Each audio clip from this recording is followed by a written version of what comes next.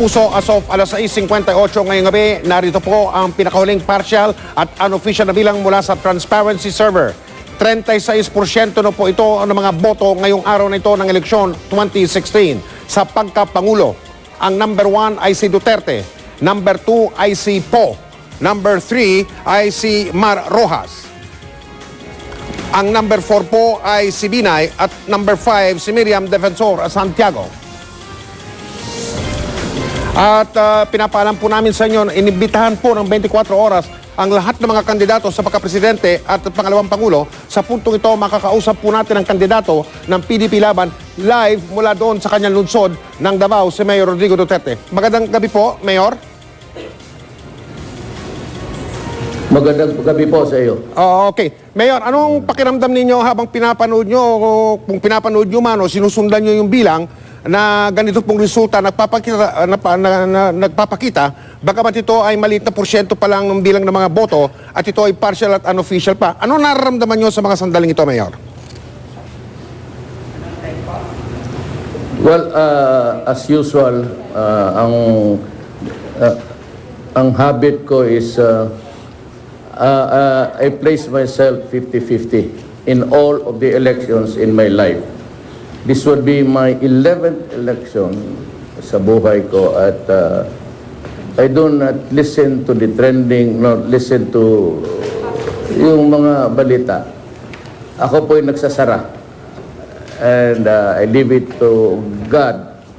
I've always been a believer in destiny.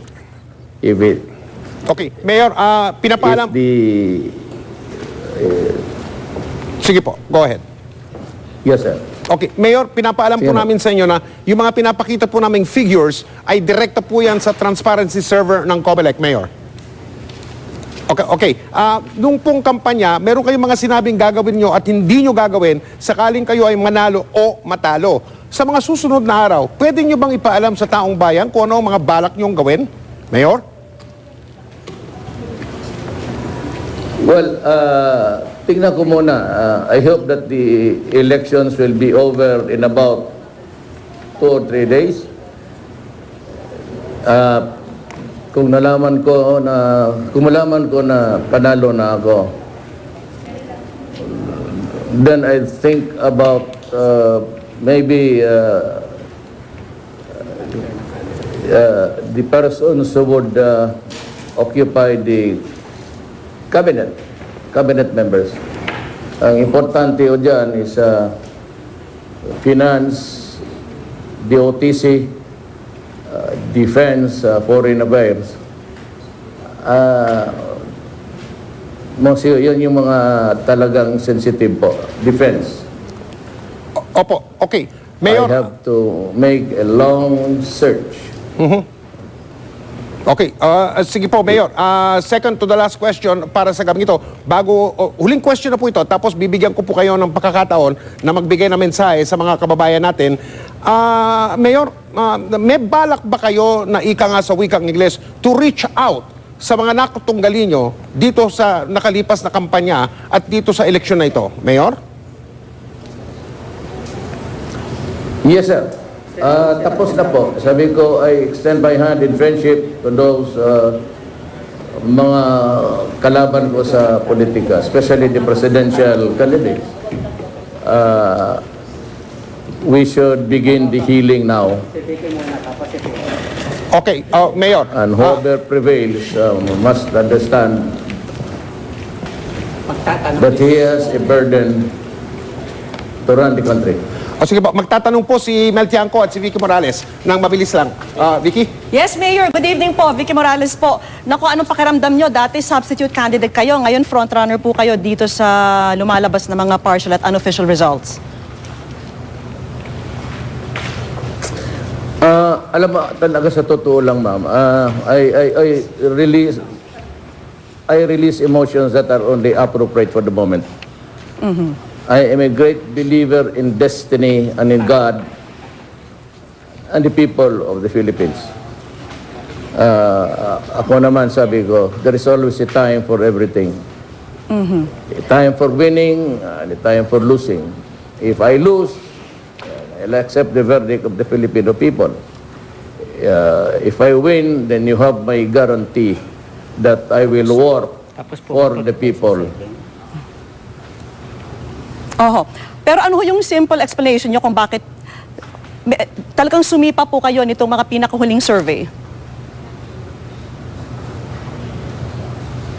Hindi ko talaga alam, ma'am. Actually, I said I never really wanted to be number 1. Baski number 5 lang ako, tumakbo na lang rin ako. So, baliwala yan. As I have said, at the end of the day, ako yung huling baraha ng tao to push for the change that they want. And there will be change. Mayor, kayo po yung pinakahuling nagdeklara ng inyong candidacy. Kayo rin ang pinakahuling bumoto. May dahilan ba yan?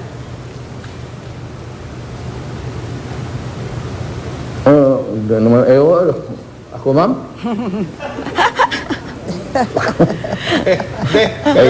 Ibig sabihin ni Vicky, Mayor, excuse me, ibig sabihin ni Vicky, sa lahat ng kandidato sa pagkapresidente, kayo ang huling, kayo ang last to vote.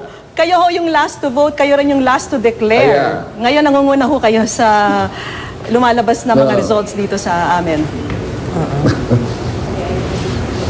But I don't know, but I was campaigning, natural to campaign, but I will never sit as president by cheating. Di ako mangyari. It will never happen. Not me. Anong pinaka-worry nyo po ngayon? Meron ba kayong mga Well, I would pinangangamba? like to thank the Filipino people for coming to the polls to vote, and to those who voted for me, salamat po. And for those who did not vote for me, salamat din po for participating in the process of elections. Your vote must be there and it will be counted correctly. Pero itong pinakahuling... If elected president, it will be the interest of the country. Alright. Period. Mayor, magandang hapon po. Ako'y simpleng katanungan lamang. Ano po ang nasa loob ng inyong puso ngayon? Kayo po Opo. ba ay fulfilled? Kayo po ba ay masaya? Kayo po ba ay nagdududa sa mga nangyayari? Masama ba ang loob ninyo? Ano po ang inyong nararamdaman sa mga oras na ito? I hopeful lang po. And I'm praying, hope and pray. Yan lang.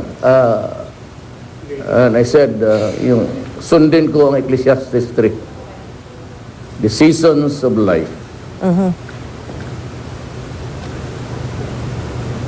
Yun na ho ba yun? Teka muna, may katanong. Destiny, if you may. Sir, siyempre, nag-iintay rin kayo, minaman-manan din ninyo yung mga unofficial and the partial count namin. Ano po, sa anong punto sa tingin ninyo na maaari nang sabihin ni Davao City Mayor Rodrigo Duterte that it's in the bag? Kumbaga, Mayor, at what point, at what percent in the count? I am... When I take my oath of office. Okay. Sa hunyo pa yun, Mayor, ha? O, sige po. Mayor, meron pa, Mel? Wala Meron na. ba? Okay, panghuli na po ito, Mayor. Kanina, may mensahe kayo doon sa mga bumoto sa inyo. I said, Go ahead. May sasabihin kayo, Mayor? as lang po kasi, to be presumptuous could sometimes be preposterous. But better wait for when I oath of office. O sige po, Mayor, panghuli na po. Kanina nagbigay kayo ng mensahe sa mga bumoto sa inyo at sa mga hindi bumoto sa inyo. Mensahe sa lahat ng mga Pilipino. Pati na po yung hindi pa butante, ha? O sige po, patapos na ito, Mayor. Ito na lang po. Sige, mensahe ninyo. Go ahead. Well, I said, I have the same message for those who voted and for those who did not. So, for those who stayed at home, I respect your decision. What is important is that the votes are there and counted correctly. Yan lang po. Just simply the truth. Kung may dayaan, we leave it to COMELEC. Pag hindi kaya ng COMELEC, which is really the mandate given to that constitutional body, and then I would like to call upon the armed forces and the PNP to guarantee to us that the Constitution is followed. That ends my prayer. Marami pong salamat. Salamat po sa oras na binigay niyo sa amin ngayong gabi. Mga kapuso, si Davao City Mayor Rodrigo Duterte, kandidato ng PDP Laban. Good evening, Mayor. Yes, salamat po. Thank you. At sa iba pang balita, sa Abra, patay po ang isang botante sa pamamaril ng armadong grupo. Ang iba naman ay nasaktan po matapos umanong ikulong sa polling precinct. At mula sa Abra, nakatutok live si Cedric Castillo. Cedric. Yes, Vicky, naging madugo ang pagbubukas ng araw ng eleksyon sa isang liblib na lugar dito sa Abra matapos di umunoy isang grupo ng mga armadong kalalakihan ang ikinulong sa loob mismo ng polling precinct ng ilang mga botante at isang residente pa ang napatay. Pahirapan ang pagpunta sa Tagung Barangay ng Pangot, Lagayan, Abra kung saan may nangyaring karahasan. Pagdating ng aming team, ito ang aming nakita.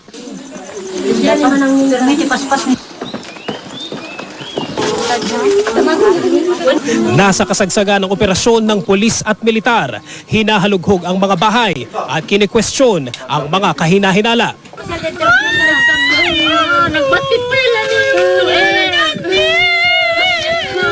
Ang asawa ng babaeng ito, nakahandusay sa lupa, may taklob na karton. Patay si Sacario Manuel Sr. matapos barilin ng 5 hindi pa nakikilalang mga lalaki na target ngayon ng mga otoridad. Kaputuhan lang kanina, sir. Dumadaan si Papa. Dahil binaril. Ngayon, tayo na. Paglalabas, ituturo ko yan. Duguan naman ang damit ng lalaking ito na pumutok ang batok. Ang target daw ng mga armadong grupo, ang mismong polling precinct. Nag-attempt ba sila, sir, na kunin yung makina? Hindi naman, sir, pero kinulong lahat ng tao. Sa loob. Gaano katagal po kayo nakulong sa loob? Sir, 1 oras na. Yung nandito na kami, nakaputukan na dyan, sir, kaya hindi ko na kita kung ano nangyari, pero nagtatakbuhan na kami. Mabilis umanong nagpulasan ang grupo pagdating ng mga otoridad. Sa paghalughog sa mga bahay, huli ang isang lalaki na di umano'y nagtatago ng armas. Yun, sir, yung magasilan ako sa bag ko, sir, wala akong baril ganyan, sir. Pero mukhang sa inyo pa nakuha eh. Hindi ka naman bahay ito, sir. Mabigat, dito ka.